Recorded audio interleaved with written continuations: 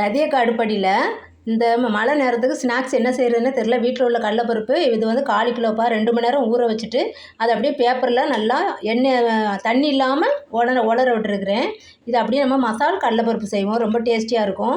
நேற்று எங்கள் வீட்டில் பஜ்ஜி செஞ்சாச்சு. டெய்லி என்ன பண்ணுறது இல்லை, இன்றைக்கி நல்ல மழை, அதனால் நம்ம இது காரமாக நல்லா டேஸ்டியாக இருக்கும். நம்ம இதை எப்படி செய்கிறோன்னு பார்ப்போம். இது எப்படி கையில் தண்ணி ஒட்டாத அளவுக்கு நீங்கள் நல்லா உலர விட்டுருங்க. 2 மணி நேரம் ஊற வச்சா போதும். இப்போ அக்கா ஒரு வடை சட்டி காய வச்சுட்டு 1/4 லிட்டர் ஆயில் ஊற்றிருக்கேன். நம்ம ரீபண்ட் ஆயில் தான் ஊற்றிருக்கிறேன் அக்கா. அதில் நம்ம இந்த கடலைப்பருப்பு ஊற வச்சதை எடுத்து அப்படியே போட்டு நல்லா பொறு நல்லா பொரியும் நம்ம எடுத்துக்கலாம். கொஞ்சம் அளவு போட்டால் போதும். கொஞ்சம் வாட்டர் இருக்கிறதுனால, லைட்டாக ஈரப்பதம் இருக்கிறதுனால டப்புன்னு கொஞ்சம் தள்ளி நின்றுக்கோங்க. இது கொஞ்சம் அப்படி வேகட்டும். மீடியம் ஃப்ளேமில் வச்சுக்கோங்க. இன்னும் கொஞ்சம் நிறம் மாறணும் கடலைப்பருப்பு. இப்போது இந்த ஸ்டேஜ் போதும்.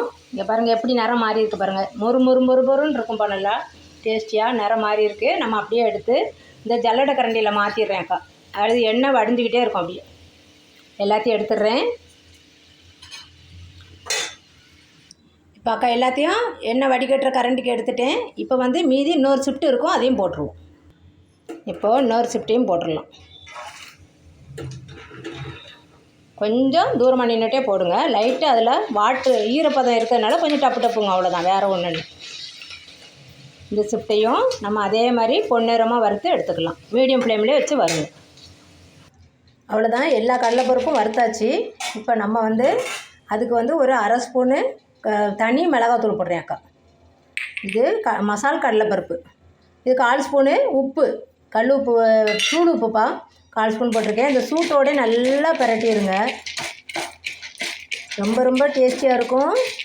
1 மினிட்டில் செஞ்சிடலாம். 2 மணி நேரம் நீங்கள் ஊற வச்சா போதும். நல்லா இது மசால் கடலைப்பருப்பு ரொம்ப டேஸ்டியாக இருக்கும். மிச்சருக்குலாம் போடுவாங்க. தனியாக சாப்பிட எங்களுக்கு ரொம்ப பிடிக்கும். இப்போ நம்ம சூடாக இருக்குது. இப்போ நம்ம சேவ் பண்ணலாம். இப்போ சூப்பரான மொறுன்னு குயிக்காக சாஃப்டாக மொறுன்னு இருக்கும்.